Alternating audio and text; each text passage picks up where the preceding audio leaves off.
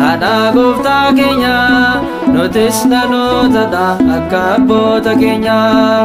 siin waamaanna durbee yaa Maariyaam marmee hundumaa ilaalle kan akka kee dhabne Maariyaami jenna haadha gooftaa keenya nutis dhalootadha akka abboota keenya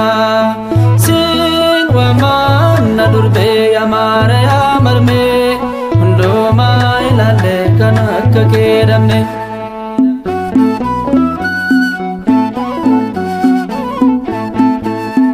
ofii baataate adeechas kan deessu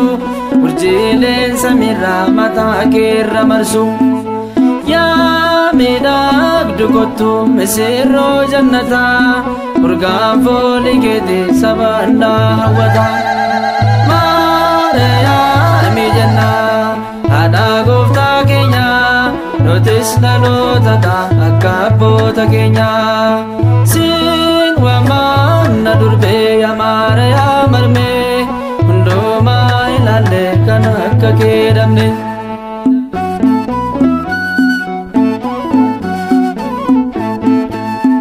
abbaan Hiriyaaqoos qiddaaseen si kaase Daawit maganaadhaan maqaa kee si faarse Elsaabeet gammaddee nagaa yeroo argattu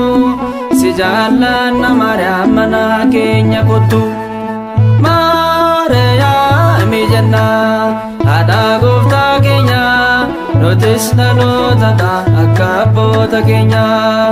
siin waamaanna durbee yaa Maariyaam marmee hundumaa ilaalle kan akka kee dhabne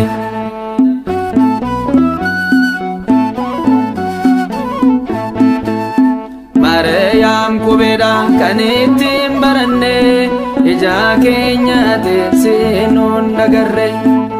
maararree si waamna sinaada jaalala kennaa fannoo jala kan biraas agarra Maariyaami jenna haadha gooftaa keenya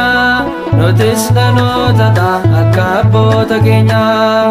siin waamaanna durbee yaa Maariyaam marmee hundumaa ilaalle kan akka kee dhabne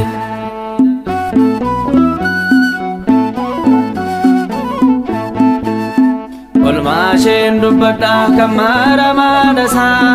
dabareen nageenya kanaaf alleellisa Gibsiin wajjin buutee qaraane yoo baate har'aamaaf dhokata gidiiraat agarte Maariyaami jenna haadha gooftaa keenya nutis dhalootadha akka abboota keenya siin waamaanna durbee yaa Maariyaam marmee hundumaa ilaalle kan akka kee dhabne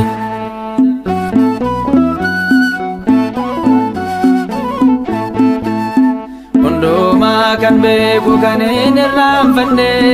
ilmi kee Yesuus akka nuun daganne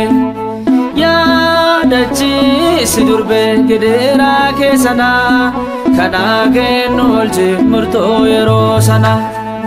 Maariyaami jenna haadha gooftaa keenya